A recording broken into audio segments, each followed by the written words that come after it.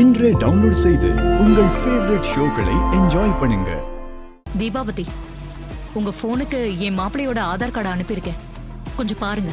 சரிங்க மேடம், நான் பாக்குறேன். நீங்க சீக்கிரமே என் மாப்பிள்ளை யாரு, அந்த பரமேஸ்வரியோட பேரன் யாருன்னு கண்டுபிடிச்சு சொல்லணும். கவலைப்படாதீங்க மேடம், சீக்கிரமே எல்லா உண்மையும் உங்களுக்கு தெரிய வரும். ஓகே, ஏதாவது தகவல் இருந்தா எனக்கு உடனே கால் பண்ணி சொல்லுங்க. கண்டிப்பா சொல்றேன் மேடம்.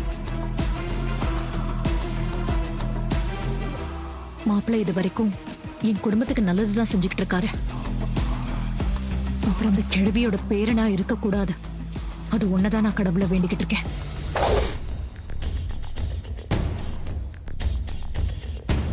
மாப்பிள, ஆமா. எப்பா அத்தை எதுக்குப்பா திடீர்னு உங்ககிட்ட ஆதார் கார்டு கேட்டாங்க? ஆமா மாப்பிள, அதான் எனக்கும் ஒன்றும் புரியல. அவங்கள கேட்கல மாமா, அந்த லேடி தான் கேட்க வச்சிருப்பாங்க. நீங்க யார சொல்றீங்க மாப்பிள? அந்த தீபாவதி தான் சொல்றேன்.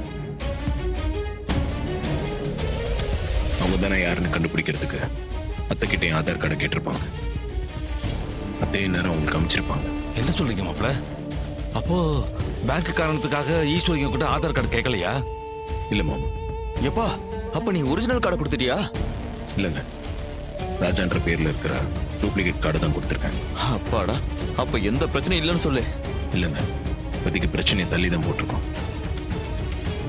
அத்தைக்கு சீக்கிரமே நான் யாருன்னு தெரிஞ்சிடும். இந்த லேடி கண்டிப்பா கண்டுபிடிச்சிருவாங்க. அதுக்குள்ள நம்ம கோயில் கும்பாபிஷேகத்தை நடத்திடுறது நல்லது.